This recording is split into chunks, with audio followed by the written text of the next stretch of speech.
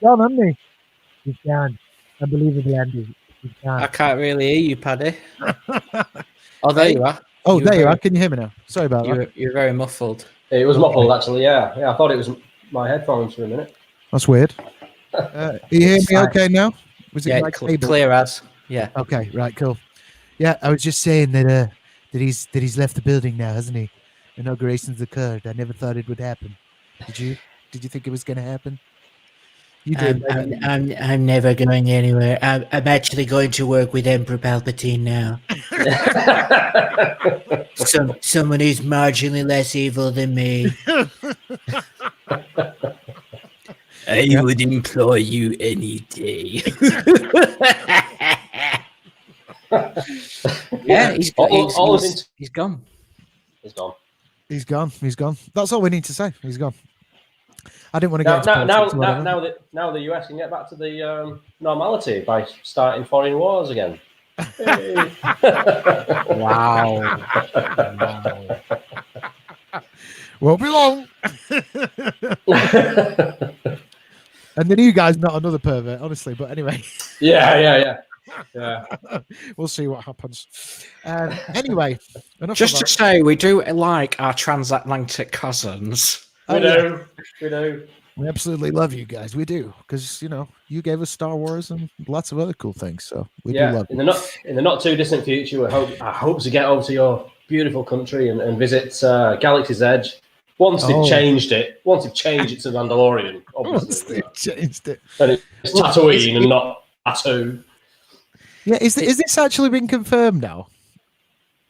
That they're getting rid of the sequel trilogy kind of thing about it.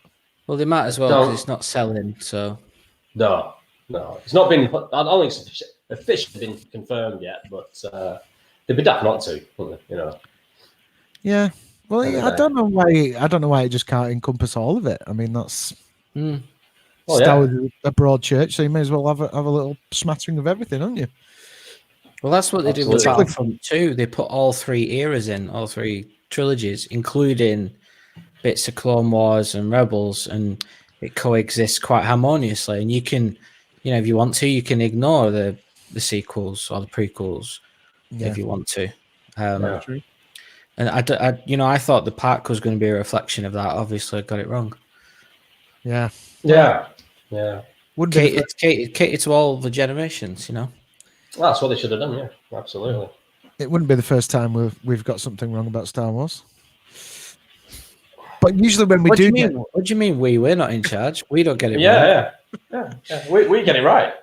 Yeah, we do. But that's the thing. Even usually when we get it wrong, when we're predicting what's going to happen in the next film, it's actually it's actually better. We get it better. Oh, I see. You mean our speculation? We get it wrong, but the speculation is often more entertaining. It's not speculation anymore. It's just rewriting.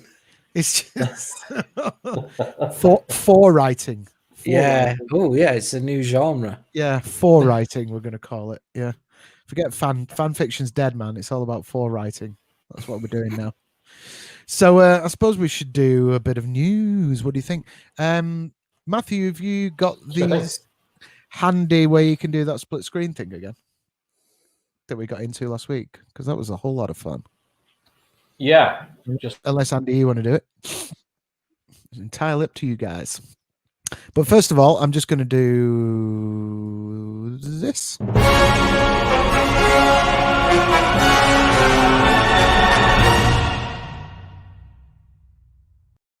Yeah, so first up, and what I'm going to also do so that people know what we're talking about is I'm going to put one of these little things up. So this is in terms of the news. We're going to start with the one from piratesandprincess.net. John Boyega. Okay, so for you guys at home, we're just going to put this on in case you're watching us with this. Well, if you're watching us with the sound off, you're not going to hear this. But first of all, we're going to talk about Mr. John Boyega. There we go. Yeah. Right. So this is from piratesandprincesses.net. John Boyega was shafted in the Disney Star Wars sequels. Now everyone is finally seeing it. Let's have a look. Really?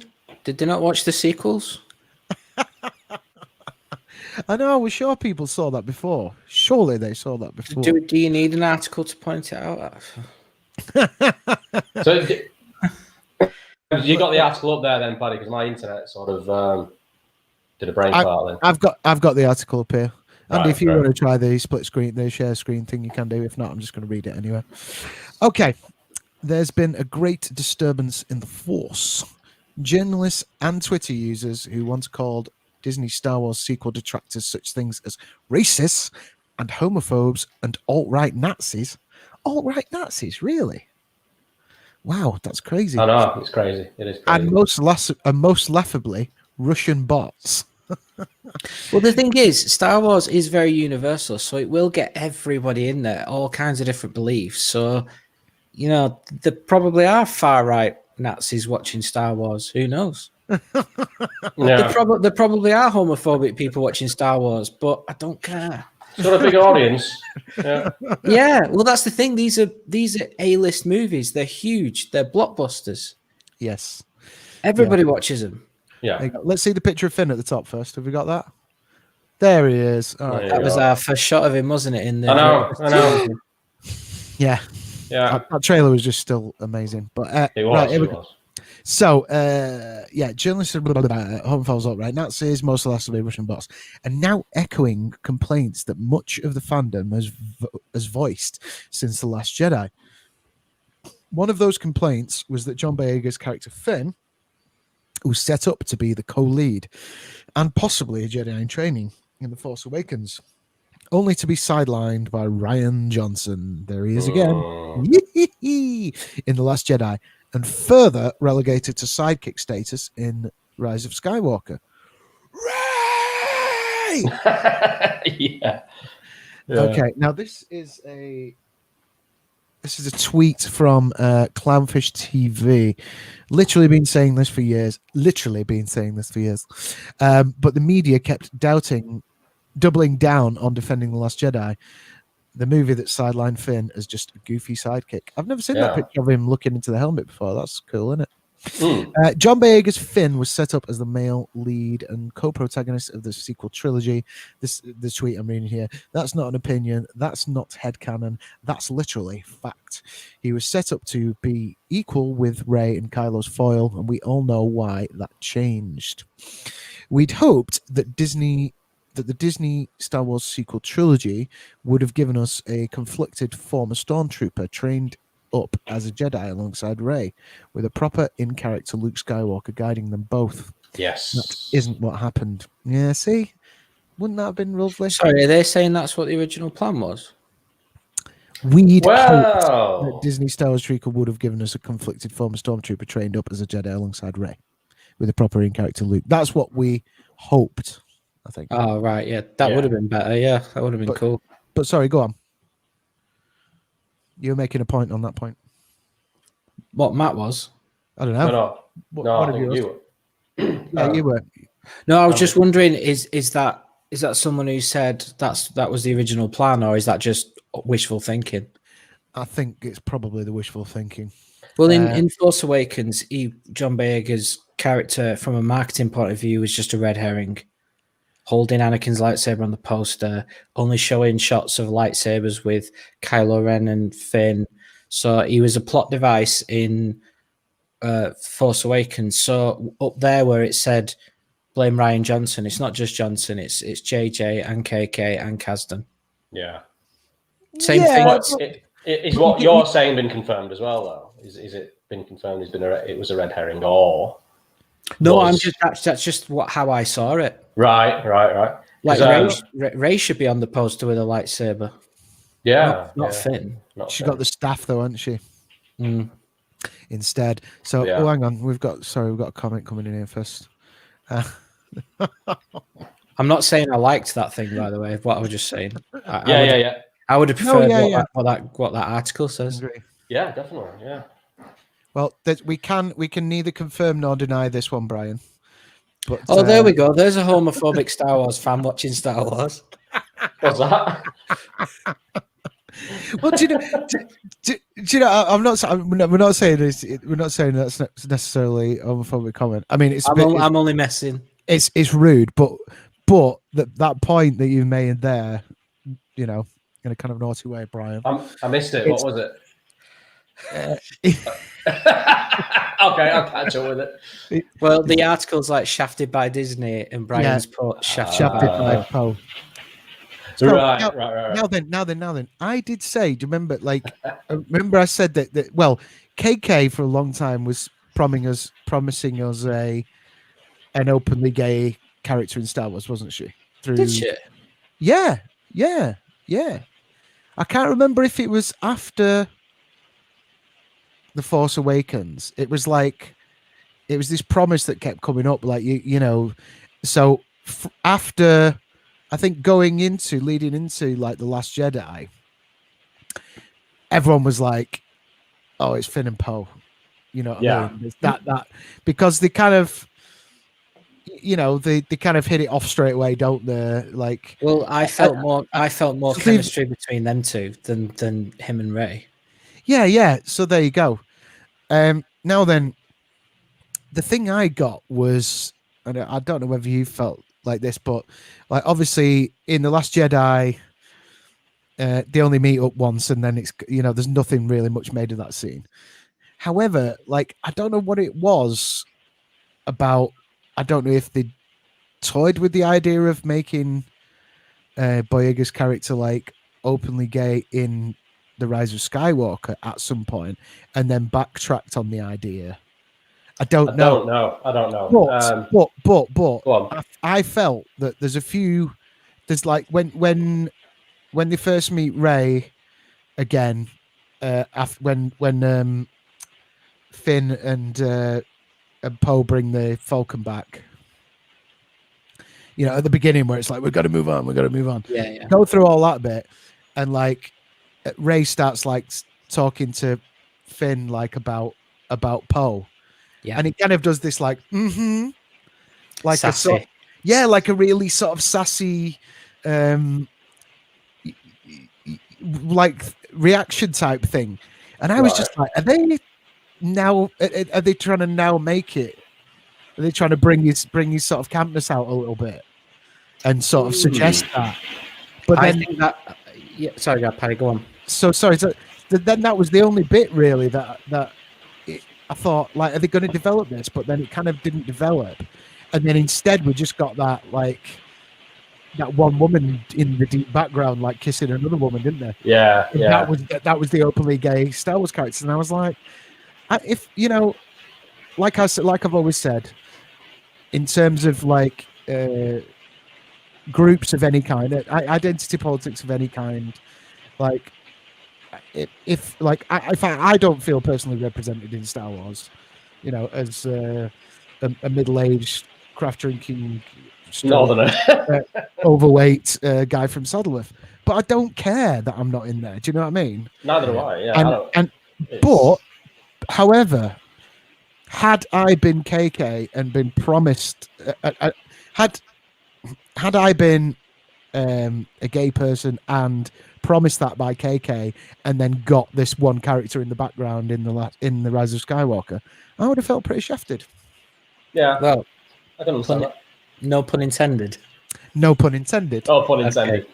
Okay. Well, Mrs. Yeah. Well, I just remembered something when you were talking then, Paddy, that like the media kept in the press conferences and the, what do you call them, where they're doing the media coverage for the press junkets, yeah, and they kept cornering young and old Kasdan for Solo, saying, "Oh, have you got any diverse characters? Does Lando like have sex with everything? Is he what's turned pansexual?" And you know, the young Kasdan doesn't say yes or no. He just goes, "Sure, maybe. I don't know," because if he said no, then he'd probably be labelled a bigot. Yeah, he'd probably be labelled a bigot, even though that's the age we live in, isn't it? You know, it's it's a terrible, terrible thing with the media. I don't remember KK saying that, but the other thing, like you were saying, that them in the background, I have a big problem with Disney because they bang on with this, with especially the Star Wars output, saying they're diverse and everything. I'm like, you're not. No. Right. Let's look at the directors. Force Awakens, J.J. Abrams, white guy. Rian Johnson, second white guy. Back to J.J. Abrams for Rise of Skywalker, white guy. Gareth Edwards, Rogue One, white guy. What else have we got? Solo was the two got sacked. Howard. And then we got two white guys got sacked, and then Ron Howard, another white guy, brought in. Colin Trevorrow was the original Rise of Skywalker director, another white guy. So don't bang on to the fan base that they're not being accepting when you're doing that with the directors. Yeah. Exactly. No, that's a very good point. You know, and they seem to be getting it right with the Mandalorian. You know, which is Favreau. Apparently, Favreau's got complete control of that. So all decisions must be his, surely. You know? I read today that KK is allowed to give notes on it, but Favreau has the ultimate say, doesn't he? Apparently, one of her notes she gave was use Boba Fett from the start. He's the main character. Use Boba Fett, which, you know, he did the old thing. He got the note, did the old Luke Skywalker over the shoulder. You know, get rid of that. No, it's not happening. Remind me after I've just finished reading the rest of this article thing. We'll go back to this in terms of representation about female people in Star Wars, because we had a conversation off air. I think me and you, Andy. I think that had gone by then. About a very important female character. Is this when we were talking till 3 a.m? Yes. Okay. About a very important female in the Star Wars universe that nobody really talks about, and everyone's and it's on that poster. Right, let's get back to this. So, that wasn't what happened, blah, blah, blah. Now, that race has become such a hot issue over the past year that John Boyega spoke out about the shoddy treatment of Finn, the topic of why Disney utterly wasted his character in front and center. For this Star Wars sequel detractor, it feels like it took the rest of you enough damn time to catch up. Yeah.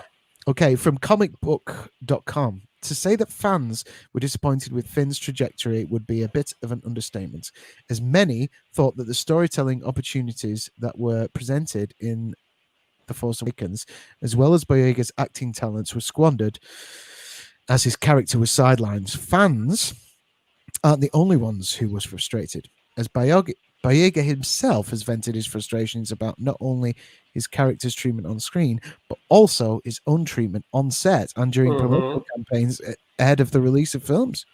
You need to see why it might have seemed a bit tarty in that. Do you remember the change in tone between the Force Awakens press junkets and the Last Jedi press junkets?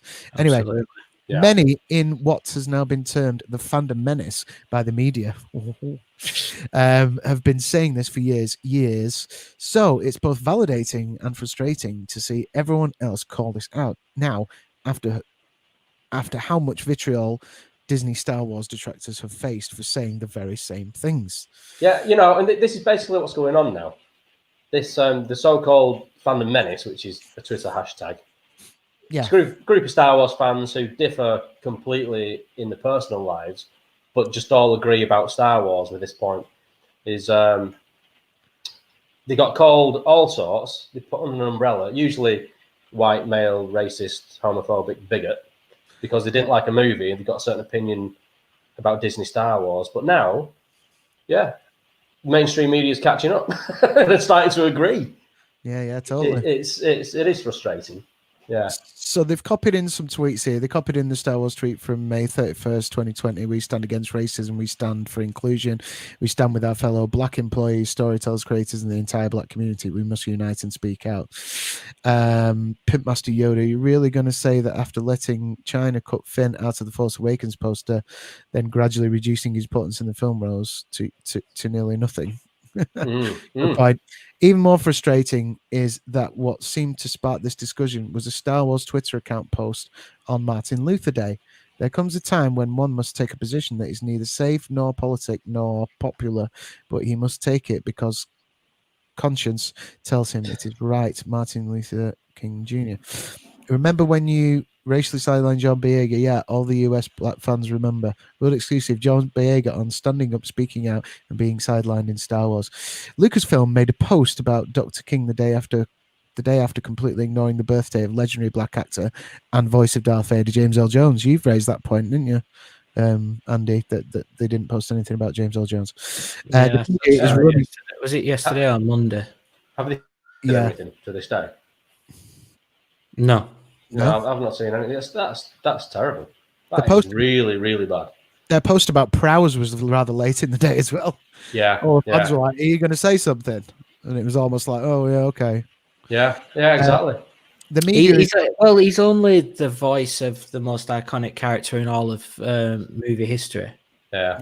Right? It is terrible. What is going on? Ridiculous. Yeah. The media is running with the narrative that the alt-right fans are mad because Lucasfilm acknowledged Kelly Marie Tran on their shared birthday. But the truth is that Jones was seemingly forgotten on his 90th birthday by the official Star Wars account the day before MLK Day. Remember, kids, not only was Finn completely sidelined in The Last Jedi, but his image was reduced on the Chinese movie poster. As the word on the street, correct or incorrect, is that Chinese audiences don't seem to be particularly fond of black leads. Given that The Rise of Skywalker landed with a thud, both critically and commercially, it would appear that Disney's failure with the Star Wars sequel trilogy is now complete. It is any wonder why they seem to be sidestepping the sequels and focusing all their efforts on The Mandalorian. Welcome to the Fandom Menace, people. And there you go. Well, there you go. I mean, that article is sums everything up perfectly for me, really. You know, the fact that Disney seem to be so, I don't know, double standards. Yeah, hypocrites. Yeah. You know, it's like the diversity that's in there is more pandering rather than therefore, like. I mean, it's always in the background. Like there's two girls kissing at the end of The Rise of Skywalker. Yeah, and like that, there was loads of articles about it before we saw the film, and when we saw it, it was like blinking, you miss it. But then again, that's The Rise of Skywalker. It's like that film is so fast. And they said A New Hope hit. We got to move on. You what? We got to move on. Oh, I thought you meant you want me to start talking about that. No. Carry on. I mean, dynamic and fast editing in science fiction was quite new when Star Wars first came out. So I imagine that film blew people's heads off. But it's nothing compared to Rise of Skywalker, reminding me more of one of the Transformers films where there's not a frame wasted of film. It's like just it's like okay, the film's over. Fast talking and all that sort of stuff. Yeah. I mean, I do remember it. I've only seen it the once with you guys at the pictures. Yeah. But I remember that thinking, what is going on here? It's yeah. You know, the opening sequence was just so super fast, wasn't it? Yeah. Well, that got cut at last minute because on the soundtrack there's like a few minutes of music. I'm like, I don't remember this music, and then the music from what you remember from the film kicks in, and you're like, oh, so that's another 2 minutes cut. Yeah, right. Like you know when it cuts straight to Mustafar, that music doesn't appear for 3 minutes into the CD, so there's a few minutes missing already, and we keep hearing about the JJ cut, but there's no way that's happening. No. Nah. Honestly, if see how well the thingy goes, eh? Yeah, I mean, Snyder cut. They're not going to be doing much with the sequel trilogy characters in the future. Surely not. You know, I don't think it's that popular. It's not as popular as they wanted it to be anyway. No. You know, it's a shame because, like, on Red Letter Media, they say, you know, they really hate the prequels, but the sequels, they said, you know, they've got likable characters in terms of when The Force Awakens came out. Yeah, and I agree with that. Yeah, it was a missed opportunity with them all, and I agree. What felt really false in The Rise of Skywalker is them three being put together, and we're meant to see them as Luke, Han, and Leia in A New Hope. Yeah, all the chemistry, and it just no. I mean, you know, thanks for trying, but it just didn't work out. I'm sorry. I'm very sorry. You spent a lot of money And also, people saying, "Oh, it was a box office failure." No, it wasn't. No, it made a lot of profit. So, Rise of Skywalker probably cost 250 to 300 million to make. It took 1 point something billion. That's a profit, whether we like it or not. The sequel trilogy paid what about for it. What about all the extra stuff that gets put on that though? Oh, the marketing and all that. Marketing, yeah. I mean, yeah, Disney can afford it. Yeah, but when you compare it with The Force Awakens, there's definitely a trend downwards. Absolutely, quite a nosedive. It barely made half of what the Force Awakens made. Yeah, adjusted for inflation, it didn't get anywhere near the Empire Strikes Back or A New Hope. No. What Rise of Skywalker didn't? The even Force Awakens, adjusted really? for inflation. Yeah, the biggest film of all time, adjusted for inflation, is Gone with the Wind, and number 2 is Star Wars: A New Hope. Right. Wow. Yeah. Right. Okay. Yeah, it's took. What is it? It's either between 3 and 4 billion since it was released in 1977. Wow. Crazy. It deserves it though. It's like one of the best films ever made. Crazy but correct. Yeah. Biased. I feel very biased saying that, but no, you're in good company here. Would you agree with that? But yeah, they definitely made profit, but they lost money on Solo. Solo definitely lost money. Oh yeah, definitely, and that's the movie that came straight after The Last Jedi. Right? Yeah, a few months, wasn't it? Bad I mean, time. I even knew some like casual fans. I was in New Zealand at the time, and casual fans who just said, "Oh, I'm not going to bother with Star Wars after The Last Jedi." They were just disappointed. They weren't like us, who were more than just casual fans. These were just, just not interested now. Luke Skywalker and all that dying and all. Yeah, forget it. Yeah. So these aren't like Fandom Menace people. It's. I still don't understand Fandom Menace. Like, what qualifies you as Fandom Menace? Is it someone who doesn't like the sequels? Is that what it means? Well, how would you define it? I guess it's somebody, or it's a label. It's a label that's been given to outspoken critics of Disney Star Wars. That's it. Also, these people don't call themselves that, but they've embraced it, haven't they? They're not. Some people do. Yeah, you embrace the negativity. It's like. It's a little bit like, do you know when if you've got some stupid jumper on or something like that when you're in school or on the playground or whatever, and you take the mick out yourself before the bullies can, and then you own it. It's kind of like that, isn't it? Yeah. I'm the Fandom Menace. I'm going to own it. Yeah, I am Fandom Menace. Yeah, I can tell you, I'm not Fandom Menace. Trouble is, I mean, like the thing is, with the Fandom Menace, they've got a bit of a bad press because of all the sort of, the press basically pointing the finger at. They're just critics. That's all. They're not racist bigots, which they've been called.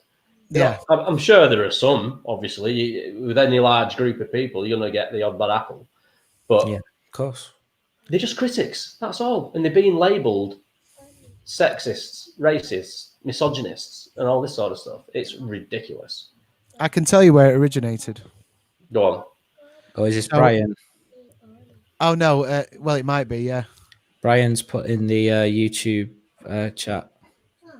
EVS polarized the term Fandom Menace in 2000. Oh yeah. That's Ethan Van Sciver. He's a comic book artist. Well, but before that, I believe that the term Fandom Menace came off the back of the very early state. Obviously, when the Phantom Menace came out, the very early stages of the internet. I've heard it goes back that far as well. And that's when people first started to do fan edits. So people did a fan edit of episode 1. I think, if I'm remembering this correctly, people did a fan edit of episode 1, and then they became known as the Fandom Menace. Yeah. And it was only like a small thing, but then, as I say, and as Brian's pointed out, it started to gain some more traction in the past couple of years, and then it's kind of been embraced by a large area of the fandom now. Yeah, I think I only really became properly aware of it after Last Jedi, where where the label stuck, and with Ruin Johnson. But yeah, I mean, back to Disney and their sort of attitude with Finn, you know, and John Boyega. I can completely understand his frustration. Mm-hmm. You know, yeah, especially with Disney's sort of what do you call it, virtue signaling about race and all this sort of stuff. Yeah. Yet they'll allow his image to be shrank to hardly anything on the Chinese version of the poster. If they had any backbone and seriousness and conviction about their like message about racism, they would have said no to China. Yeah, absolutely. Of course, but they don't, because they're fake and it's all about money. Yeah, they know what they know. What the thing is, there's a massive problem in America. I'm not going to go too deep onto this, but people probably know what I'm talking about. Racism is still, unfortunately, a massive deal in America, and those are the we get called, is it Little Englanders? Oh yeah, that type of demographic where, you know, they don't want to ever go abroad or anything, etc. And you know, I'm not saying these people are xenophobic, but you know, don't like other nations and things like that. And those are unfortunately, those are a big amount of people, and they're the ones who bring that 2.2 billion in for The Force Awakens. Yeah. Do you remember all that Black Stormtrooper stuff? That was some of the most ridiculous articles I've seen in Star Wars ever, even since then. Was it 2015? Yeah, I know. But this is all in the press. I've never actually seen anybody. Well, the thing is, who was boycotting it when it took, what was it, 2.2 billion, 2.5 billion at the box office? Yeah. Who was boycotting it? It was very if there was someone boycotting it, it was a very small number of people. Yeah. Brian raised a point and said this. I think this is related to what I was talking about. Aren't you thinking of the fandom edit, Paddy? Yes, I was, but I think, am I not right in saying that's where Fandom Menace grew from? I feel like it is. Yeah, I heard the term Fandom Menace near the time when, you know, the prequel haters, and there was a lot of them. The Phantom Menace got a bad reaction quite quickly, but I think it was in the media they tried to silence it. But I remember I've spoken to people who said literally that the opening crawl was enough for them to go, "Oh God, that's not good." But you know, to this day, I'm like, I don't know what you're talking about. I really loved that film when it came out. I did. I'm not going to shy away from it, admitting that. No, I love the prequels. I love the prequels. I was 12. I was like, this film. That's the perfect age. Yeah, like 12. That is the perfect age. Yeah, I was older than you, obviously, but yeah, so I still enjoyed the movie, man. You know, it was different to the originals, granted. Yeah, but it was still enjoyable, and it was wide open. The movie was wide, you know. Planets everywhere and all this sort of stuff. It's very different to what the sequels were. Well, and that's what's another disappointment with the sequels is the very sort of now when it comes to expanding the lore. George really tries to make his films, and George says this himself in one of them documentaries. Can't remember which one it is, and he says, "I really tried to make every film as different as I possibly can." And just look at the prequels alone. Phantom, Clones, and Sith are all very different movies, as are Star Wars, A New Hope, and Jedi. Jedi and A New Hope probably have a similar feeling. If there's any similarities between the George Lucas 6, it's probably 4 and 6, but they're not, you know. But Force Awakens is really naughty. You know, to this day, I like that film, but it's really naughty. Yeah. Mm-hmm. Yeah. Where it's not like you watch the original trilogy, then you watch the prequels. It is very different. But you watch the sequels, and it does feel a bit of a naughty rehash. Yeah, definitely. Last Jedi tried to do Empire Strikes Back, but didn't quite go as well. I don't understand why they went for the rehash of A New Hope. You know, because Star Wars is so popular that they could have done just a continuation later on without any sort of rehash or even a recap. Because Everybody knows Star Wars. You know, it's not like it's a obscure movie that they're trying to carry on years later. Yeah, it's one of the biggest movies in pop culture. Well, it's the second biggest of all time. Well, in money. Well, there you go. You know, it's why would they have to rehash something so massive? I don't understand that. Well, it's because of the backlash of the prequels.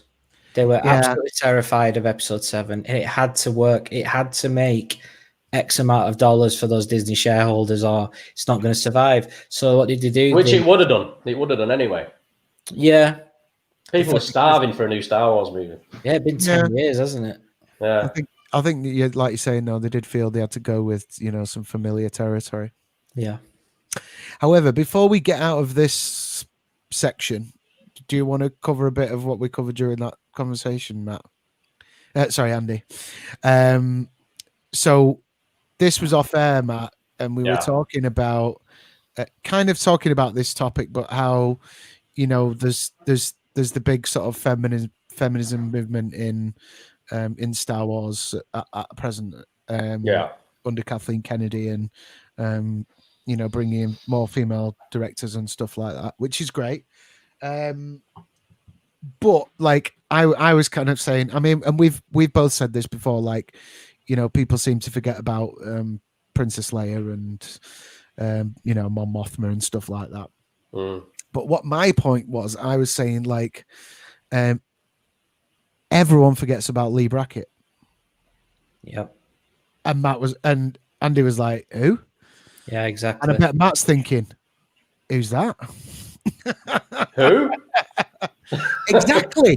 Nobody talks about it. Now, we were talking about Kazdan before, and I was obviously for a long time saying they need to bring Kazdan back to Star Wars to save Star Wars because of, you know, Kazdan wrote Empire Strikes Back, you know, the best Star Wars film ever. But everyone forgets that the part of the script and screenplay for The Empire Strikes Back was written by a woman called Lee Brackett. Oh, right, okay. She's credited before Kazdan as well. Yeah. Right. On the credits and the poster. I think Kazdan came in and did the kind of dialogue polish and a few bits and pieces. I can't remember all the specifics of what Lee Brackett did, but I know for a fact that she invented Cloud City. That was her idea. Right. Okay. Bring her back if you're still working. Sadly, no longer with us. Oh, I don't know if she. I can't remember if I'm right in thinking that she might not have even made it to the film coming out, or. All right. Okay. I don't know. You'd have to look it up, but yeah, I don't think she was around for that much longer after Empire Strikes Back. So as far as I know, there's no like interview stuff of her or. That's really sad. Yeah. You know, but when it is really sad, but like when, you know, when the pressing forward like the strong female, exactly, creative people involved in Star Wars, I think, you know, people need to give it up for her a lot more than they do because her contribution was huge. Yeah, absolutely. So I think we should move on now, huh? Okay. Yeah. Next article. Next. Oh, hang on 1 second. I just need to do that, and then I just need to do this.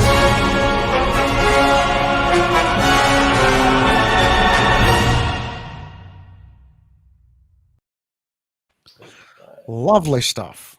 So, yeah, the next article we're talking about is the Lucasfilm tries to boost the new High Republic initiative. Yeah. Yeah. Okay. So that is that also from Parents and Princesses.net? Yes, it is. Okay, lovely stuff. Right, let's bring that up there. Lucasfilm tries to boost the new High Republic initiative with animated shorts. Star Wars: The High Republic. Lucasfilm has recently launched their new transmedia initiative called The High Republic via books and comics. Frankly, it hasn't been met with the success they thought it would. As many have pointed out, books and comics are okay, but they likely won't hold the reach that animation or film would have. For many fans, they consume the stories when they are put up on screen in chunks of time. Reading comics or books is a much larger investment and doesn't have as large and doesn't have as large of an audience anymore. Many fans are more interested in the fact that Luke Skywalker's in The Mandalorian and he wasn't an unlikable hermit.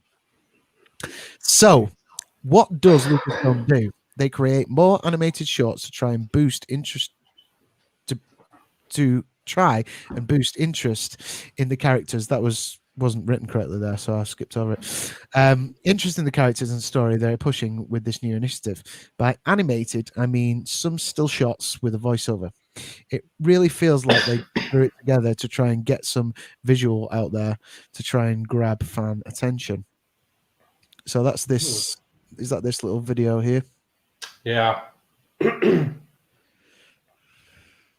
going to pull the sound down. I did play. Sorry, I've played it on my end. Oh, have you? Okay. I played it on my end and thought that you were going to see it. I mean, I would pull the sound down, but you could play. There's no reason why you can't play the picture, Matt. So do you want me to play this? Yeah. Go on, give it a play. Okay. Before the rise of the Empire, prosperity, pioneering, and adventure marked the era of the time. In fact, sod it. Put the sound on. He'll have picked it up already anyway. Yeah. Force and her skills with the lightsaber are exemplary.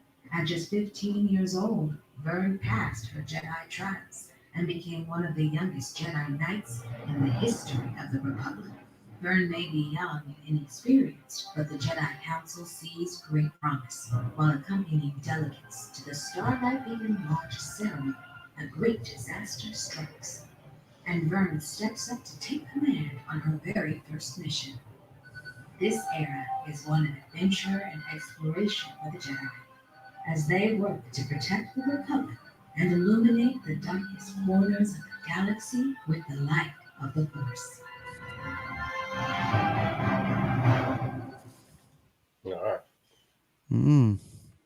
Very exciting. Here is a transcript. Centuries before the rise of the Empire, prosperity, pioneering, and adventure marked the era of the High Republic. Vernestra Rowe is the gifted Mirian. Do you know how to pronounce that? Mary Ellen. Mary Allen. Mary Allen. Mary Allen. Mary Allen. Hi, it's Mary Allen. The gifted How Mary you Allen. How you been? She's a Mary Allen, a Mary Louletten. What's the other thing? I forget what did they call Ray? Oh, Mary Sue. Mary Sue. She's a Mary Llewellyn and a Mary Sue Padua. Mary Sue and Mary Allen. Of Jedi Master Stella Artois. Sorry, Stella. What are you on about? I'm lost. You're not following along. No, I'm lost. Stellan Gios. A connection to the Force and her skills with the lightsaber exemplary. And just 15-year-old Vern passed her Jedi trials and became one of the youngest Jedi Knights in the history of the Republic. Vern may be the young and inexperienced, but the Jedi Council see great promise. While accompanying delegates to the Starlight Beacon launch ceremony, a great disaster strikes and Vern steps up to take command on her very first mission. This era is one of adventure and exploration for the Jedi as they work to protect the Republic and illuminate the darkest corners of the galaxy with the light of the Force. I can't tell if this sounds like colonialism or just Twitter. This is what it says in the article. Yeah. All joking aside, this really looks rough and like it was just spat out to get something that wasn't only in print. Yeah, when I heard what the plan was for this initiative, I knew it wasn't going to resonate like they thought it would. This isn't like it was decades ago when the expanded universe legend started. People don't read the books like they used to. Plus, given the difficulty of starting an entire new era outside the established characters and story was going to be difficult on its own. It just seemed like a recipe for disaster to me. The best way to reach a larger group of people is to put it out as a video game, show, or film. But I don't think Disney and Lucasfilm have the funds to dump into unproven concepts like they did a couple of years ago. But this short isn't going to do much until they actually put out more content and have their people stop antagonizing fans like Pablo Hidalgo or telling people not to buy the books. Like, just Justina Island, they're not going to get too far. People want good characters and good stories. Simple as that. They should be They should be first on the list when building up new ideas. But that is just my opinion as a lifelong Star Wars fan who liked and read the books. I expect these shorts moving forward. Hopefully, they listen and try to do it a bit better. Yes. Well, I couldn't agree more. Yeah. So there you go. I mean, I think we did talk about this, and there was actually something. I don't know if you can actually pull up that picture somewhere, Matt. That you've put a picture into our WhatsApp group of no, sorry, it was you, Andy, of the cover of one of these High Republic books. I think it was, wasn't it? Did I? Oh yeah, I can probably pull that up if you like. Hang on a minute. Yeah, it was. I'm not going to give the title away right now, but there was like two Jedis flying on a little thingy. Yeah. Oh yeah. Just give me a ticky boo. Andy's going to look at it. Matt's going, why am I mixing you up tonight? I'm not even. This is my first beer as well. What are you on there, Matthew? Are you on the Kai? Yes, I am. Yes. So tonight's show again sponsored by Donkey Stone, ladies and gentlemen. Matt is on the Kai bagging box, which is the New Zealand hopped. It's a very tasty brew indeed. I thought you might enjoy that. Recommended.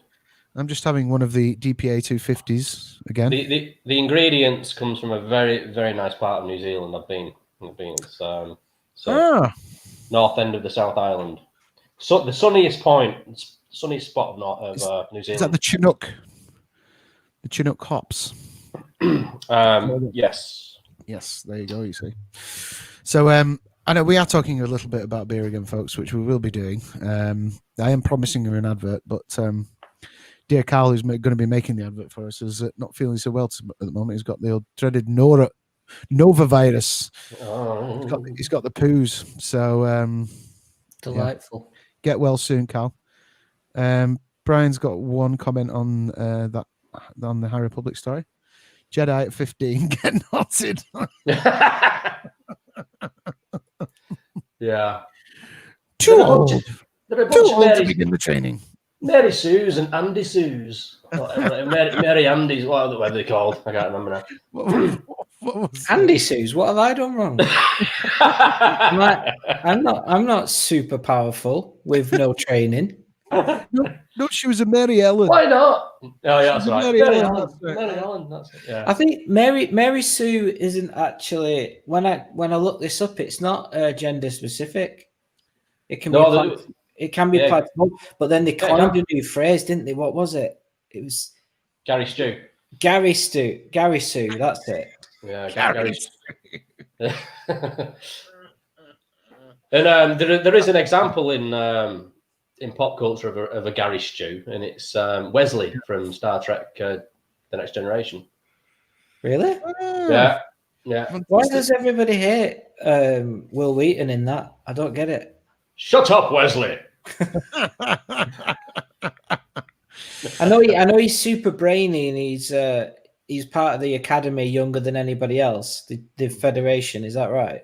Yeah, and everybody loves him and all this sort of stuff. So yeah, he's a sort of a classic Gary Stew, apparently. Yeah, he got so much stick, and I don't get it because I've watched Next Gen, and I was like, he's just a really clever young kid.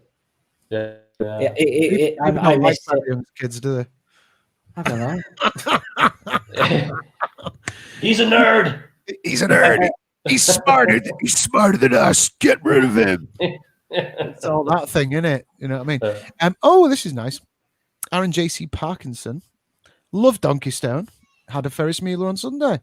Hey, good lad. Well, I tell you, Aaron, we're going to let you into a little secret now. I'm still waiting to launch this advert, and there'll be a new code.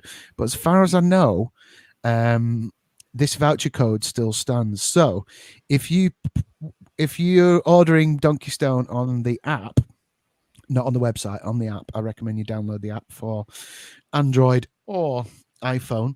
If you place an order on there and enter CSW 2020 at checkout, you'll get 10% off. How's Lovely. about that? There you go. Right, enjoy. Right, where were we up to? Well, I've got this picture up. Oh yeah, right. Okay. Can you do that on share screen? I should be sharing it now. Oh, you're sharing it now. Let me add that to the stream then. Oh no, that's blank. Are you sharing it as a picture or on a web page? It's so you can't see it at all, can you? No. I think you would need to share the web page that the picture's on. I don't think if you share it actually shows us anything. I don't know. Probably right. Give me a moment.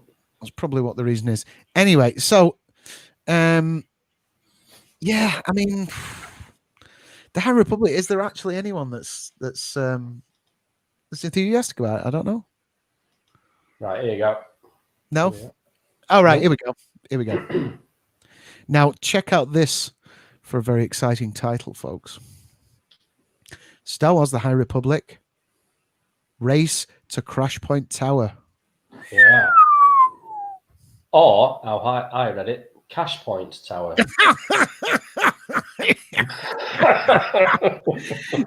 It actually looks like they're riding on an ATM as well. They just mix it. It's definitely not going to be a race to Cash Point Tower. It's going to be a very slow slog. Yeah, it's like another space heist. Get to the bank and we'll rob the cash point. The thing is, that they're riding. They've raided it out of the wall with his lightsaber. I don't mean to be disparaging over something I've not read. No. But at the end of the day, there's nothing pulling me towards it, I'm afraid. But no, Star Wars for me started as A New Hope, Empire Strikes Back, and Return of the Jedi, which were movies. That's how I got into Star Wars. So it's really only the movies. Some of the computer games excite me from a story point of view and intrigue me, and the TV shows are great. But I've never really been interested in the comics or the novels, not really. And also, this is essentially the new expanded universe. And when you've got 40 years worth of other EU that people bought invested in for years, and then it just gets thrown out the window. They're like, "Oh, why would I invest again? Why would I start again?" Exactly. Yeah, and it doesn't matter. Stuff like this. Yeah, it looks shit. It doesn't matter what this new EU is. That's unfortunately something they've got to deal with. Even if these stories were good or bad, I don't know. I can't say the High Republic's good or bad. I've no idea. But again, I'm not interested. No, it doesn't float my boat either. Now, I was listening to another podcast. I'm just going to drop that now. Rebel Force Radio. Yes. Yeah, I'll just stop sharing this and then go back. Sorry, go on. Yeah, and I think it's Jimmy Mack who has read some of this stuff, the comic books and what have you. And he was basically saying that it's quite bland, like the characters are bland. He says there's one that's interesting enough. But I mean, this guy's a massive Star Wars fan, and even he's not really that impressed with it. So it's probably an uphill struggle for the for Lucasfilm to get this off the ground, I'd say. Yeah. You know. I mean, highly probable. If I get, I'll gladly read it and give it a review. But I'm not going out buying it. Hello, Pussycat. I love how well, until I said hello, Pussycat, there was no reference made to the cat. Much like there was no reference whatsoever to Luna. Yeah. She does absolutely love it. She just wanted you to acknowledge Yeah. Acknowledge the bunny. I know it's like we're in the middle of the show. That's the only thing, you know. Yeah. He's like, can I come in for 2 minutes? Yes, you can. Like 6 minutes later, I was like, okay, you can go and play now.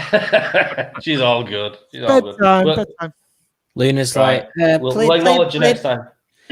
Play Bunny again, and Paddy's like, I believe we've established that.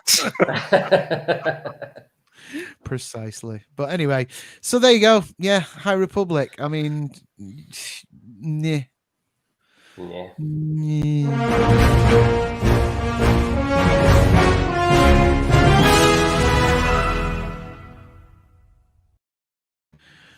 Alrighty, we've got some more comments coming in. Matt Nippers, the cover art says to me it's aimed at a younger audience. Yeah, I could go along with that. I imagine later into the High Republic life cycle we'll get stuff targeted at other demos. Demographics. Yeah, I agree. I mean, this comes back to what I was saying last week, that I think this is just, it could be just a marketing just to set it up, just to see, what am I trying to say? Fish bait.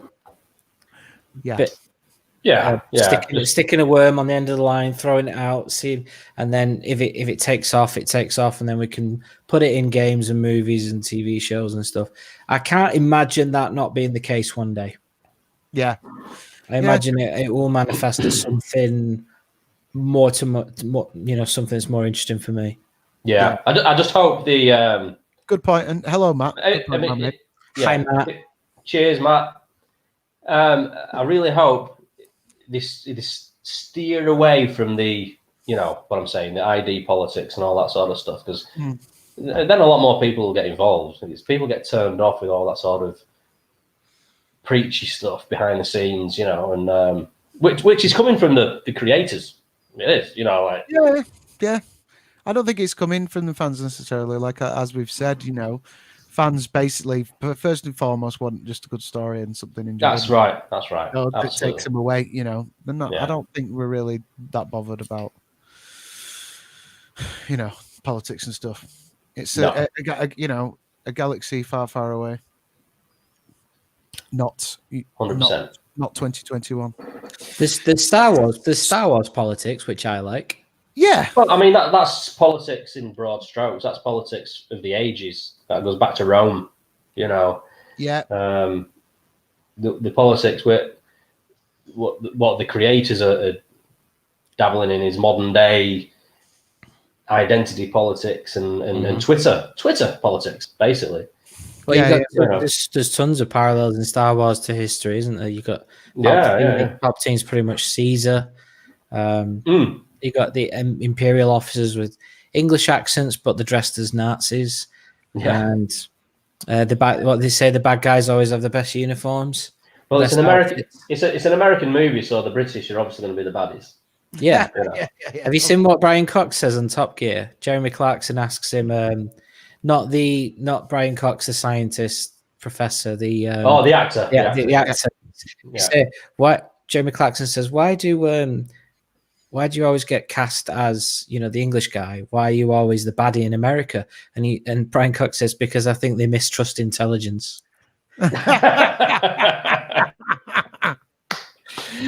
good. Very good. Very, very good. It's a very old Top Gear interview that I don't know when it was. Was that when Top Gear used to be good? When Jeremy was on it, yeah. Although he was just coming off topic a minute, he came out with something really twatty, didn't he? Today. Did he?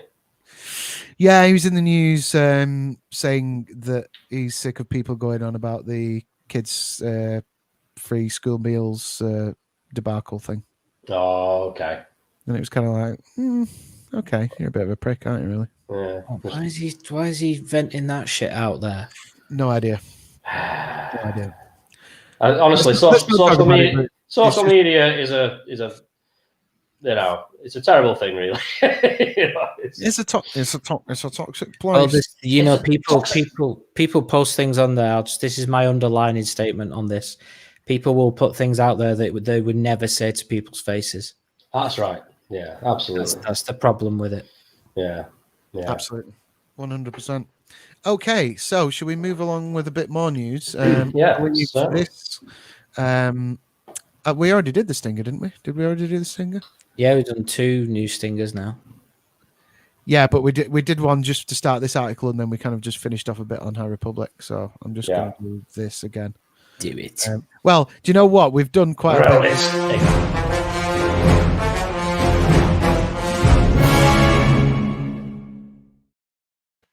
We've already done that, so we're going to do this.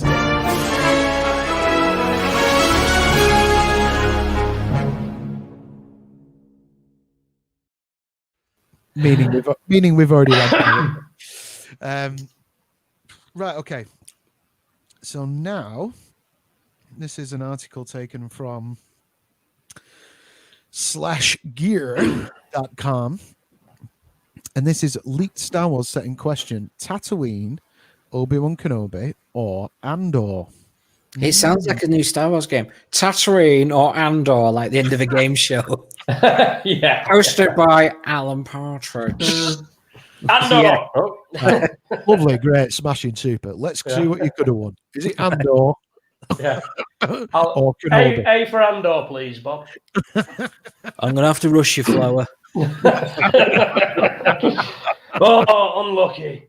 Yeah. Unlucky. You go on with you go on with fuck all and a face like a pound of slap tripe. Off you go. Yeah. So here's a blank and a blank book check and pen, and you bust fair home. Peter Kay does a great number on Bullseye, and he goes, I've got you 22.58, and it'll take me the commercial break to count it out. And then he goes, Jesus, Jim, what is it in? 5p's? Yeah. Not seen much of him for ages. Who, Jim Bowen? No, Peter Kay. I had tickets to his next gig, and it got cancelled. The rumor was someone in his family was very, very ill and he couldn't do it. And then obviously COVID's got in the way. So, but yeah, we've not heard from him for a while, unfortunately. No. I think it was a family thing. I think it was a family thing. Yeah, I mean, I don't want to speculate because I just don't know, but that's all I know, a family thing. People did speculate that he was poorly, but I not heard anything to back that up. So no. And I've got friends who've worked with Peter, like my mate Tony Baker, who plays sometimes with the Replicants.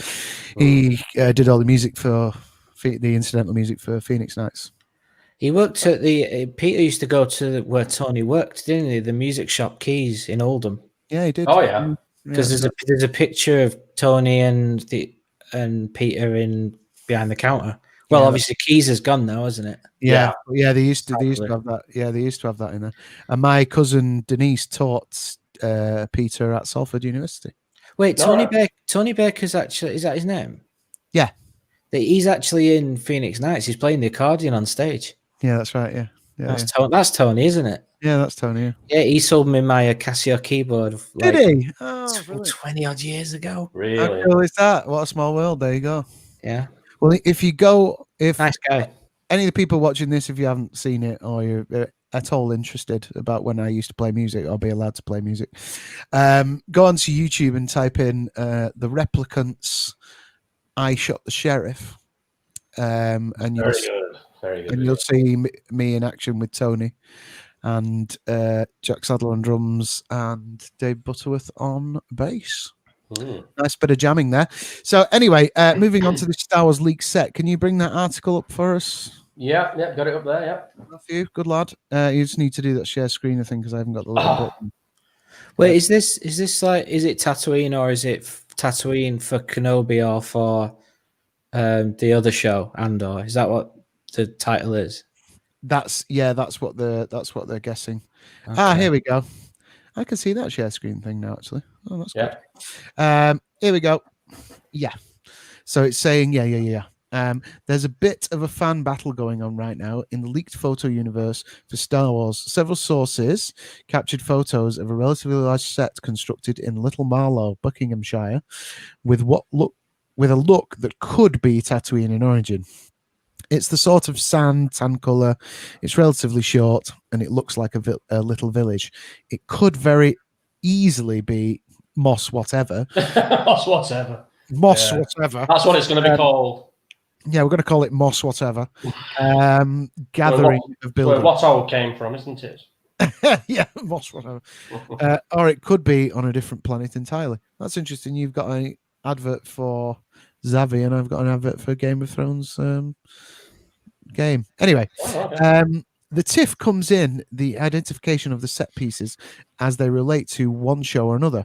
Sources like the Sun UK and Daily Mail suggest these set pieces are being readied for filming of the show Obi-Wan Kenobi. A reliable source, then. Yeah, the Daily Cancer. This would make sense. It's likely Kenobi will start and end on Tatooine. Yeah, well, I mean, the street... Oh, well done. Oh, that's such a clever observation. Oh. I just love the fact there's like a little reservoir behind it. Yeah, it will begin and end on Tatooine. Like, come on. Yeah, no shit.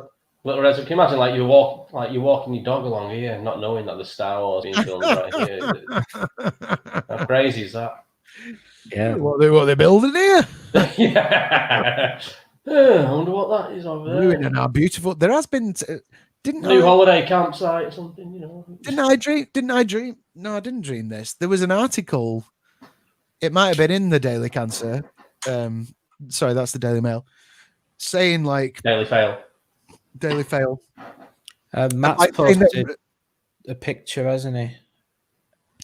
Did he like of residents? Oh, sorry. Let's have a look. This was about like residents kicking off about the noise being made on the set and all this stuff. Oh, yeah. Yeah, light pollution and all that sort of stuff. Yeah, all that crap. Tell you what, they can come here to the end of my street and film this. I will not complain. I will not. There was a rumor when they were doing. I'll brew up for them every 2 hours if they want. Yeah. Exactly. There was a rumor when they were doing Rise of Skywalker that they were going to come. It was looking set that they were going to come to Saddleworth. Really? That's true. Do you know that? Do you know when they're walking up towards that hill and they see the shot of the Death Star? Oh yeah. Those fields, those shots were meant to be Saddleworth Moors, but I don't think they are. They've got the same weird, spiky, horrible plant on the ground. You're talking about heather. Is it heather? Is that what it is? You're talking about heather. Like Stop it. Well, that's all over that shot in Rise of Skywalker. So to be honest, I don't give a shit. I think they went to Scotland in the end, but yeah, they were. I like somebody I know. We'll get to your point in just a second, Matt. Somebody I know knew somebody who was like working on Star Wars or something, and they came into a local public house, shall we say, to sort of sound out how they would feel about them being there and things like that. There was like a precursory. It was like set scouting, location scout. A location scout or something came in and said we're from Star Wars, blah blah blah. But yeah, didn't come off in the end. So Matt is saying, I think it's Andor. You can see the arches in the sizzle reel. Oh, it says that on the article there as well, doesn't it? Oh, is it coming? Yeah, we're coming to that. Yeah. On the other hand, a sizzle reel for the show Andor was released by Lucasfilm Disney recently, with fairly spot-on connection to the sets we're seeing here in Little Marlow. Yeah, because that kind of makes sense. Because I was a bit confused because I did think. Yeah, you can see the arches. Yeah. Yeah, I thought Obi-Wan was going to be filmed in the UK, or some of it was anyway. But it was in Boston. Really? Yeah, in the Northeast. Oh right, okay. That was the Obi-Wan series. So yeah, this is probably Andor. Okay, above. There's going to be tons of sets being built in the next few years because of the amount of shows. And this is what I wanted to say earlier when we're talking about we're thanking America for Star Wars, but it's like thank the UK for producing them. Yeah, because most of the Star Wars films have been done here. Yeah. Prequels were in Australia. Some obviously you've got Lake Como, isn't it, in Italy for Padme's secret apartment. Secret, open, middle of nowhere apartment. It'd be easier to kill her there. It'd be more difficult to kill her on Coruscant. Yeah. Like in them towers, anyway. I'm attacking the prequels. What am I doing? I like the prequels. What are you doing, Andy? I don't know. It's like I'm trying this new coffee. It's kicking my ass, I think. Yeah, so that was the point they raised. If these are not one and the same, I'll eat my hat. It's true that those arches do look exactly the same to that distance photo. So these arches here, is it? These ones? No, where those two cranes are, Matt's talking about. There's three. Where your mouse is now. yes, Yeah. yes. Just further down a little bit. There's three circles, and they're the ones. Right. So that's how he's identified it from the. Is it sizzle reel? They call it. Yeah. Thanks for bringing those. In fact, if you scroll down a little bit, Matt, on the article. There we go. There's the three arches that are in the sizzle reel. Right. And there they are on the actual picture. There they are. Yeah. So case closed. So case closed, I reckon. Is anything sacred anymore with these bloody drones taking pictures of everything? I know. Shocking. This is why the Mandalorian has managed to keep everything low key, because it's all been done in that volume. In the volume. That is amazing. That is so good. I can't know how good the volume is. It's absolutely incredible. Did you know Boba Fett was actually? By the way, it's snowing outside. It's snowing heavy. Oh wow! Okay. Wasn't expecting that. Get your AT-ATs out, or you Tauntauns, depends on which affiliation you're with. I'm more of an Empire guy. Yeah. Tauntaun will freeze before you reach the first marker. See you in hell. I still need to get a. I am missing a Tauntaun from the collection. I thought you had one. No, I still need a Kenner Tauntaun, and I'm tempted by getting the Han and Luke Black Series Tauntaun. Of course, you're tempted. Yeah. But you know my feelings on the Black Series thing. We'll do a thing on Black Series one of these days. Anyway, at the same time, who to say Disney didn't just drop that clip in there to throw fans off the scent? Lucasfilm and Disney have been known in recent years to play some devious and complicated tricks of this nature just for the heck of it. According to Star Wars News Net, local fans believe that this is a set for Obi-Wan, but again, who's to say it's not meant to be a recurring location? Because they could use it for both. Well, this is the thing; they're both in the same time period, so could use it for both. So there you go. You may even see Cassian interact with Obi-Wan. Yeah, I don't know if it is. The ground's too red for Tatooine, isn't it? But you know, it might not address the set yet. Color correction. Yeah, the set's not fully built yet, is it? So also, they wouldn't drop the sand until they were ready to film, because the water would wash it all away and stuff. So the rain. That's the thing. Filming in the UK, it's always raining over. It's pretty miserable. Yeah, our summer's like 2 days long, so it's not the best of places to film. Unless they're going to build something massive over the top of it once it's done. Possibly, yeah. I hope so, because I don't want all this stuff spoiling. That's what I liked about Mandalorian. There's no trailers. Well, there's one trailer, but it's very, very small. Like, you don't get a next time each episode, do you? You don't know what's coming. Yeah. Like, you don't even get a flavor. And I was like, this is pretty cool. Yeah. Like the movies, they over promote them. Yeah. Yeah, to the point that it happened, really, don't you? Yeah, it's like I just need the film to fill in the blank spaces now. I'll just go to the movies to watch the last 5 minutes. Yeah. Yeah, there you go. All right. So, yes, Matt Nippers, thanks for your comments there.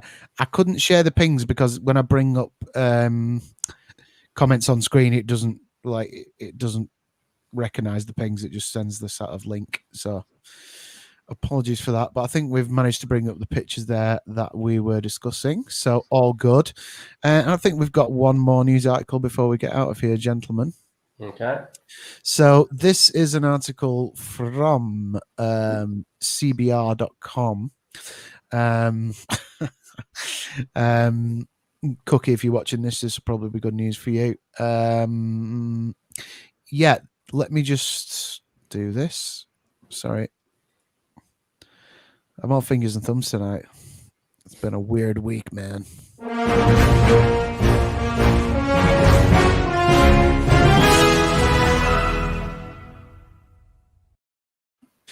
Is it a happy article?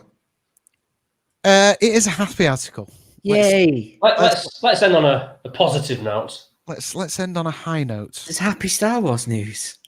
There is happy Star Wars news. KK's been fired. No, I'm only joking. That was for Matt. You actually psyched him then. That was mean. You can't play with people's emotions like that. I was about to go running around in the garden, swinging my shirt around in the snow. Swinging your lightsaber around. Anyway, here we go. Gungans! Oh, you said happy. Some Gungans? What's this? I don't know anything about this. Right, we love Gungans. I do, yeah. They kick ass. Star Wars. Can the Gungans be redeemed? They don't need redeeming. You know what? I agree, Andy. I'm going to let Paddy talk. I've interrupted him 3 times. That's okay. I don't care because I'm now on Shoop, which is the Salt and Pomona Islands collaboration. Nice. Yeah, very nice. Good job we're not on the BBC, aren't we, with all this advertising? Yeah, I just don't care. It's like Kevin Smith said. You know, I'll do anything. I'm a whore. I'll do anything for money. Yeah, I love that he's just like. But the thing is, I believe him. He means that. He's not even joking. It's like, oh, you're going to pay me? Sure. Yeah. So, Star Wars, can the Gungans be redeemed? The Gungans remain a joke, and it's high time Star Wars made an attempt to reintroduce them in a way that highlights their positives. With 2 seasons of The Mandalorian under its belt and the High Republic Republic era entering full swing, I'd say kind of a half swing, wouldn't you? Yeah, a gentle push. A gentle nudge. An elbow. Yeah, like one of them. Yeah. So yeah, the Star Wars galaxy is bigger than ever.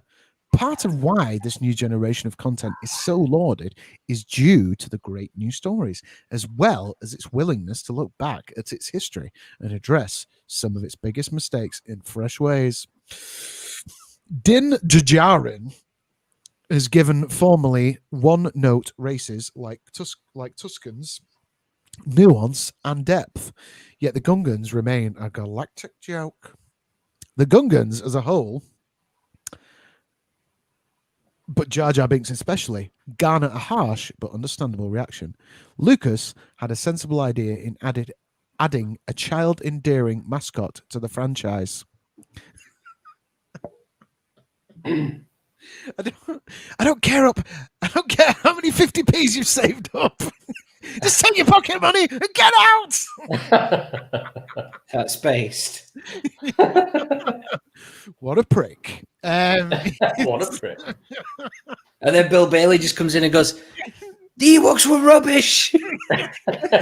Tell yourself. I'm not seeing that for years. Years. But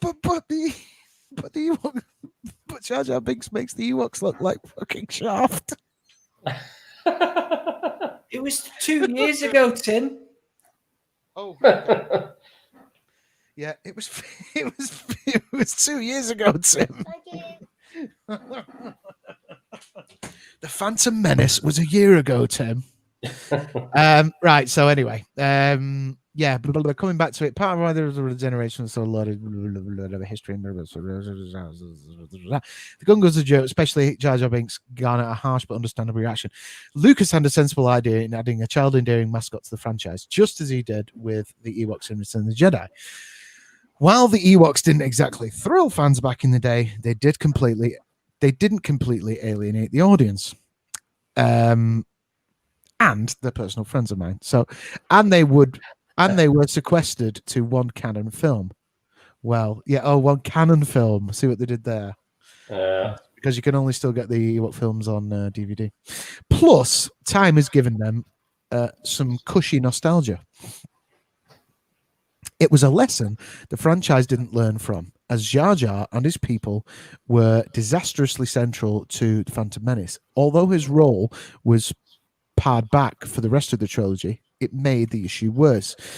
It's Senator Binks that hands Palpatine emergency powers, locking the Sith on his course to Imperial domination. See, I thought that was a genius move. For his reward, he's mostly silent during the final film, and his last scene is at Padme Amidala's funeral. Next, New Star Wars Media has provided chances to go in depth with races previously unexplored.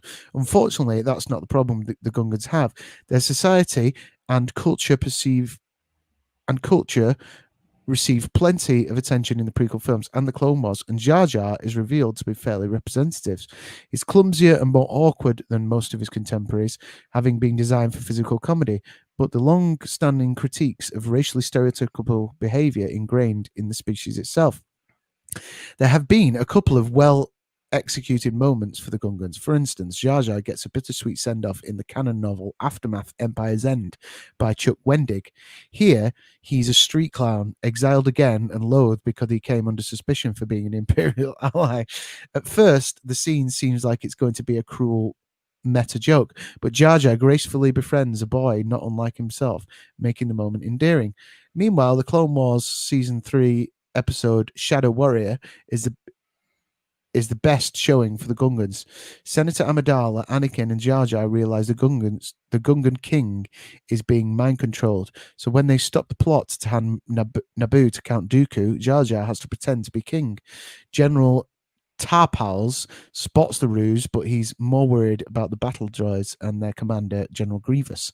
Tarpals needs Jar Jar to vamp for time while his army deactivates the droids and his works. By the time Grievous is fed up with Jar Jar and exits his ship, he walks straight into Tarpals, and his troops. However, by the post-Imperial era, Gungans are back to being jokes. The Mandalorian thrives on exploring details and fixing the mistakes of past Star Wars lore, yet the best it could do for the floppy-eared misfits was a throwaway gag, as Maynard asked if Din Djarin was a Gungan under his mask in Season 1's The Prisoner.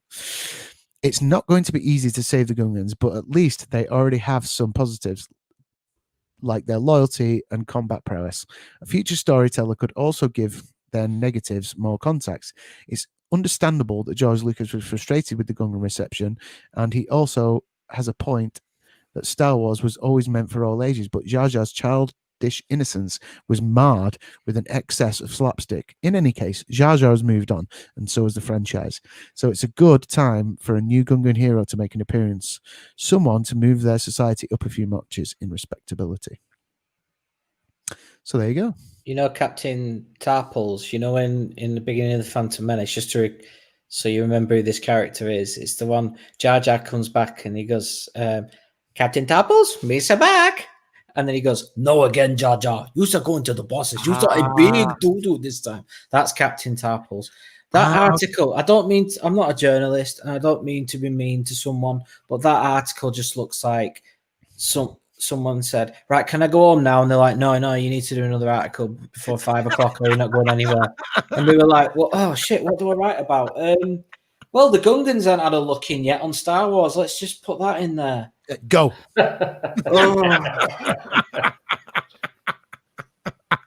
Also, I don't remember people having a problem with the Gungans. It was just Jar Jar. It was just Jar Jar, wasn't it? Yeah. But I didn't have a problem with Jar Jar. No. I was a kid, though. He was probably pandering to me, weren't he? Yeah. Oh, I don't know if that's true. No, he was Gunganing to you. Yeah. How old was I when that movie came out? 99. 19, 20 years old. Maybe. Yeah. I feel like we would have been 18 or 19 because I took my first girlfriend, I think. So yeah. It's still a good time to watch those movies. Yeah. A good age. I didn't have I had no issues with that character at all, really, at the time, if I remember correctly. You know, it was just a character, just a fun character in the movie, you know, and it was to me, Star Wars. I mean, in the original Star Wars, you've got, you know, the droids who are comedic in a way, you know. It was just another one of those sort of characters to me. It was fun, a bit annoying, but you know, unlike R2-Me2 from Solo, it was not fun and really annoying. Yeah, really annoying. Yeah. But anyway, there you go. Yeah, I mean, I could see exactly what you're saying, Andy, about the about that article. I know. Yeah, I disappeared for half of that. I apologize. But also, Andy was basically saying that, like, you know, the article just seemed like it was written by somebody who wanted to go home and wasn't allowed to. And I'm not saying they're a bad journalist. It just sounds like they were forced to do something. Yeah, sure. But I guess the point I'm making is, despite all that, yeah, I mean, fair enough. I don't think, like you said, the Gungans people had a massive issue with them. It was mainly the Jar Jar thing, but it's just that character. Yeah. In terms of the race thing they raised, that's a possibility, like you say, because when you spoke to Hugh Quashima, he kind of raised that issue. Yeah, and was quite animated about the fact that he thought that was complete bollocks. He didn't agree with it. Yeah, absolutely. You know, so fair play. You know that when you mentioned that book, that novel, Paddy, the Chuck Wendig one, I was surprised when I saw that bit. He teaches children. He's just like in the background because the main characters of the book are on Naboo, and I was like, George Lucas's canon. Do you know what happened to Jar Jar in George Lucas's canon before Disney bought it? No. Lucas said what he was planning for him. Oh. He said this in an interview, and it could have been a joke, but it ended up being people taking it as canon. Right. But basically, Jar Jar was an Alderaan. Oh, you're joking. All right. Right. And there's even... Have you seen... There's a Star Wars fan called Adi-Wan who does his own special editions of all the movies, particularly the original trilogy, and the poor guy's had death threats and stuff. You can look at his stuff on YouTube. And so, for example, in Battle of Hoth, he puts more AT-ATs in and he makes them look a bit more modern and puts extra lasers in. And he when we go to the Death Star, there's more Star Destroyers there, and he's put the Imperial March over it, made it look more like Empire Strikes Back and these kinds of things. And he's had death threats and stuff. And he's put when they fire at Alderaan, you see the perspective of Alderaan from the Death Star. So it's just fun. It's just a fun edit, but a fun fan edit. But he's put Jar Jar in there, and you do see him die next to Bail Organa and stuff. Oh no! Yeah, they're all on YouTube. You can check them out. Yeah, what does he call them? Adi-Wan. The guy's called his channel's called Adi-Wan Films or something, and right. But they are quite cool. Like, he's put extra TIE fighters in the battles, and brushed up some of the lasers, some of the lightsabers, and it is, to some people that's very sacrilegious, but it's like you don't have to watch them. No, it's true. Just go and watch your discs, what you've bought or whatever. Yeah, it's somebody's hobby doing on YouTube. So yeah, you don't have to go sending death threats. No, that's a bit extreme. There's another YouTuber, a Star Wars fan who's like that, but he doesn't enhance the movies in that way. Called Harmy, I think he's called, and he he's trying to create his own 4K original cut of the original trilogy, mainly A New Hope. To try and get the original version the best he possibly can from all these different sources. And there's a few test. A few test shots and scenes that he's already done on YouTube of A New Hope, and it's amazing. Yeah, it looks fantastic. But the good news is now we've got access to some 4K footage. The problem is, Harmy says that the new versions of the prints we have are too colorized. But the good thing about Disney is, on their colorized versions, they've decolorized them. Tone it down a bit. Yeah, George put. Everybody in the early 2000s got obsessed with this blue tint over everything. Yeah, and it made Star Destroyers not look grey anymore, and they were blue. And the DVD set, that was the first evidence of it. And thankfully, Disney have toned that back, and it feels more like the proper colours of the original trilogy. Yeah, but I really like those 4K prints, actually. Yeah, they're on sale at Zavvi, so I might have to pick some up. Is it like 2 for 15 quid each, or 2 for 30 or something? I'm not too sure. I'll have to have a look afterwards. But yeah, I panicked and bought them all in November. I just want to own the originals. That's it. You don't want the originals in 4K? The originals in 4K, and the prequels maybe. The problem with the prequels is they're... I'm glad I can get them individually. The prequels are upscaled 2K cuts, but yeah, I think they're still worth having because of the best versions of those movies out there. So Revenge of the Sith was transferred later because it was made later.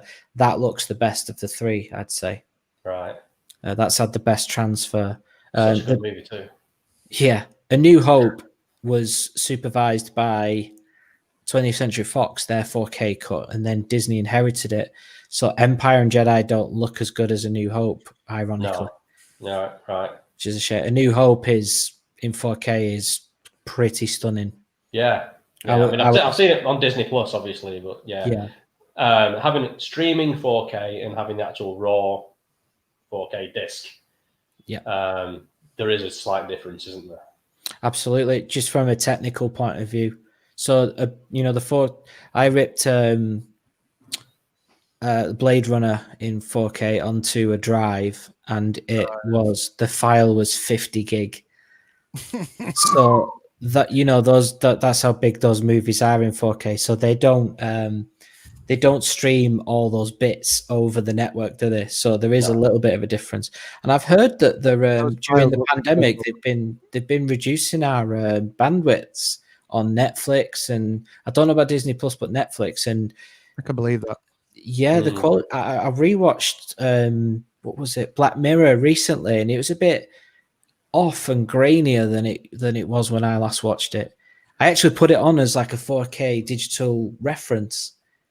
That's my go-to, Black Mirror, and it doesn't look as good. I'm like, so there is some truth in this then. Oh, right, okay. So because I've had stuff where where you put Netflix on, you put the video on first, whatever it is you're watching, and it starts off super pixelated, and then sort of works into like a clearer picture where it's almost like it's finding the point where you can, where it's clear enough almost. Yeah. And like I've got 200 meg coming in, so it's like I'm not struggling for the bandwidth, so it's got to be their end, not me. Oh, sorry. Back to what Matt was saying. When you stream in 4K on Netflix, you can press I, and it shows you the megabits per second, how much data the video is bringing in per second. And in 4K recently, it's been like 14, 15 megabits per second. But when I was watching Jaws in 4K on Blu-ray, I put the I on from the disc, and it was 35 megabits per second. So I'm like, so there is a big difference between the streaming and the disc. Basically doubled. Absolutely, yeah. Much more information. The sound gets more compressed, I believe, on the stream than the video does. Yeah, I can imagine that. Sound is much better on the discs as well. Yeah. Tell you what, the Jaws in 4K HDR. Yeah. Oh, it's beautiful. That opening scene with the sunset and all that, I can't believe that film. It's like 40 odd years old and it looks that good. Yeah, it looks amazing. It does. Yeah. In fact, we watched it on the 4K streaming, didn't we, at yours, Matt? And even that looked absolutely incredible. Yeah. But just going off what Andy said, because you grabbed some, you had some. There was some screen grabs, weren't there, of the 4K of the Blade Runner. Mm-hmm. So I've just got a message there saying that they've been signed. So. Well, that's a coincidence. Isn't that weird? Yeah. So a screen grab of James Hong as Chew in Blade Runner, and a screen grab of Tyrell. Have both been signed over in America. So as panoramic prints to add alongside my Rachel and my Rutger Hauer. So while we're on that, in the congratulations, Paddy, obviously. Very excited. In the 4K disc geek community, which I'm definitely part of, Blade Runner is up there as one of the best transfers out there on discs. I can see how it would be. It just looks incredible, and I've not seen it. I'm just going off the screen grabs so far. Yeah, it's the original Blade Runner, not the. Yeah, not the sequel. Yeah. The sequel, it's considered a bad transfer. Right. How not to do it? Really? Yeah, it's amazing, isn't it? The old one looks better. Yeah. Very strange. But there you go. Anyway, we digress. I sound like I'm selling 4K, but I'm not. I don't have any shares or anything. I just love the format. Well, it's great. Yeah, the HDR. Yeah. If you want us, guys, if you want us out there to discuss 4K a lot more, if any of you are really rich, feel free to send me a 4K player and a TV, because I haven't got one like these two guys have, but I haven't got one. I'm just still on the kind of 3D old TV thing. So, yeah, send me an HDR TV over and we'll discuss it. Yeah. I do miss the 3D aspects of the TVs. Why did you stop that? Why did you stop that? I don't know. I mean, surely that could have just carried on. It's brilliant. I don't know. Just another feature of a 4K HDR TV. I mean, is it that difficult? The sales of the 3D discs were too low. Really? Yeah. That's what I read. They didn't pursue it. Also, it would cost a lot of money to produce things on 4K and 3D as well. It's a shame. Oh yeah. I mean, I'd settle for 1080p. Maybe I bought them all. They're all downstairs on the shelf. Yeah, Paddy's really been trying to keep it going. Yeah, I've been trying to keep it going. I've got them all. Keeping the 3D end up. Yeah. Just keeping the 3D end up, sir. Yeah. On that note, I reckon it's probably time we got out of here, folks. So certainly is. An hour 40. We've not done too bad there. I thought this was going to be quite a short show. Short, sharp shock. A sharp shock. It's when you're just shooting the breeze and going off on tangents. It's it's great, isn't it? It's great. I love it. Huge tangent. Back. Going on a huge tangent. I've literally just been that meme, haven't I? Yeah. I've just been that meme where it's like, no one, Andy. So Star Wars in 4K. Yeah. That's all of us, isn't it? Though. I thought that I could see. You could say that's the podcast, couldn't you? That's just Club Star Wars. It's like no one. Star Wars. Yeah. Paddy talks about craft beer. No one. Paddy talks about Harrison Ford. You have not mentioned him once until now. Well done. Hey, I was on the old Tinternet last night, actually. Trying to look for Indiana Jones merchandise. There's not a lot out there, really. No, not a lot. They're meant to be releasing loads of stuff this year because it's the anniversary of Lucasfilm. The 4K, the 4K is going to be dropped apparently. Are Paramount doing it? Why? I hope so. Paddy don't mean like stopped and dropped. He means released. Yeah, they're going to release it. Yeah, they're going to. Right. Yeah, Indiana Jones is coming to 4K, I believe. Yes. Oh, excellent. Well, there's no reason why they can't. They were all shot on 35mm. So yeah, exactly. There you go. Smart move by Stevie. I just hope the 4K discs are not the transfers from the 1080. What they did for the Blu-rays. I want proper 4K transfers. Every Spielberg Blu-ray so far has been a real 4K transfer. So when you say real, like they take it from the actual film itself. Yeah, they go back to the negative. Yeah. Not from a digital version. Digital distribution. They're usually in 2K, and then the upscale and like Attack of the Clones and Revenge of the Sith and the Phantom Menace. Unfortunately, again, they're still the best versions of those films you can get, but I just rather Indiana Jones was done properly because they were 35mm. Fingers crossed. I mean, like if they don't do it properly, it's half a job, isn't it? Yeah. Exactly. Well, but the geeks won't invest, and they're the ones who are buying them all. Yeah. And it needs to be right because Ford is God. And on that, and on that note, it's time to end. Yeah. Say goodnight. We could go on forever, couldn't we? Really? No. Say goodnight, Paddy. Say goodnight, Andy. Night. Say goodnight, Matthew. Good night, everybody. Thank you. Bye, folks. Thanks for joining us. See you later. See you next week.